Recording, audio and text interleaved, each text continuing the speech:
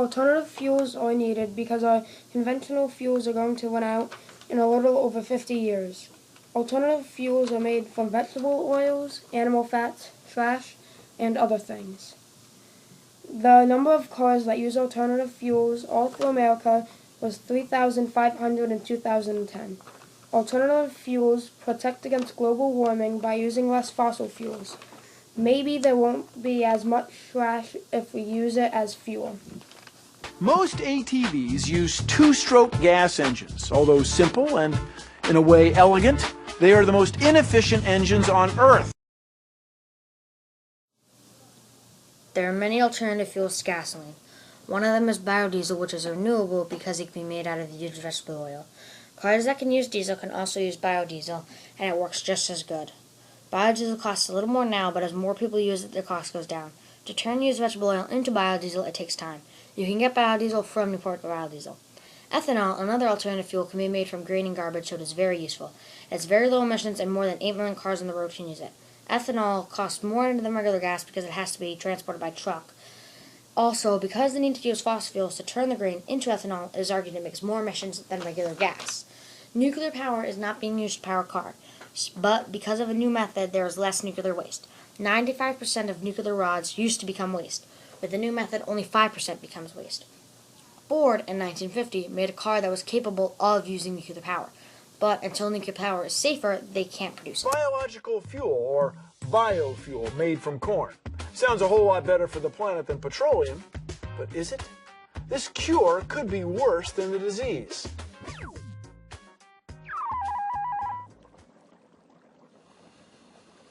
Oh, hi. Just cooking up a little biofuel here. Now, biofuel is fuel made from renewable sources, from plants, like sugar, sugar beets, potatoes, algae, switchgrass, and especially corn.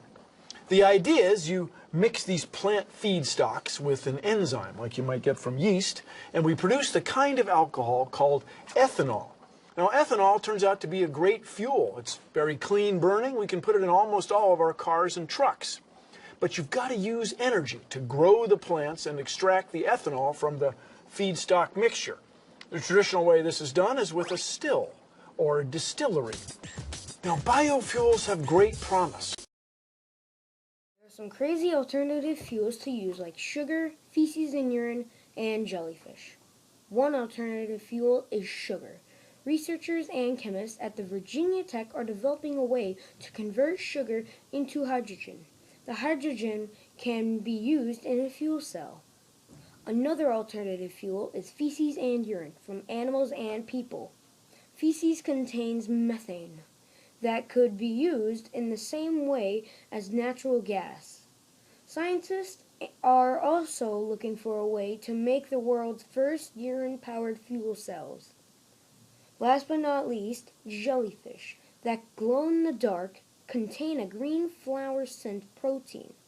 Scientists put a drop of the protein onto aluminum electrodes and produced electricity.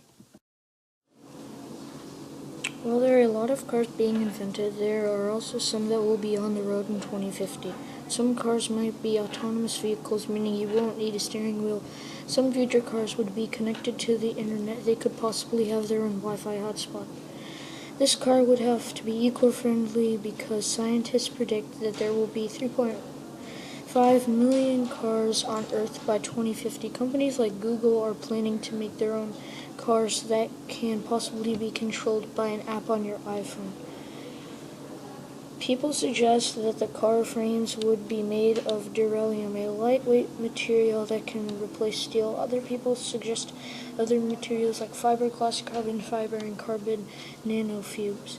Future cars might also need a scanner to see the road or a satellite if they are self-driving.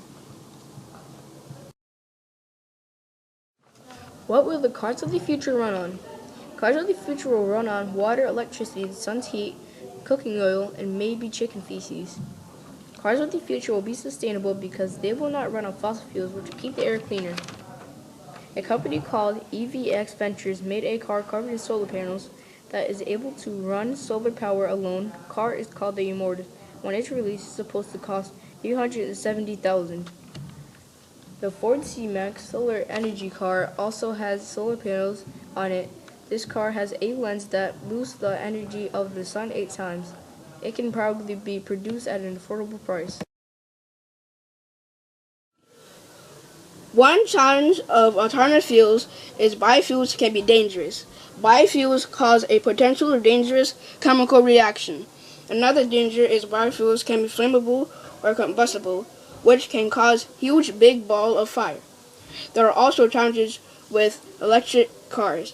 They run on electricity, which comes from burning coal. Coal is a non-renewable resource and also causes pollution. The challenge of solar cars are they have to be in the sun at all times. Also, the battery to store power might be too much for the car. The challenge of future cars is in the future, car dealers expect prices to go up as much as $10,000 or more by 2025 if new fuel economy standards are set. We should try to use cars that don't pollute the air because it's bad for our health. Design new cars and transportation systems that are better for the environment. People should be buying, using, and developing more alternatives to fossil fuels. If we want fuels to be sustainable, they have to be renewable.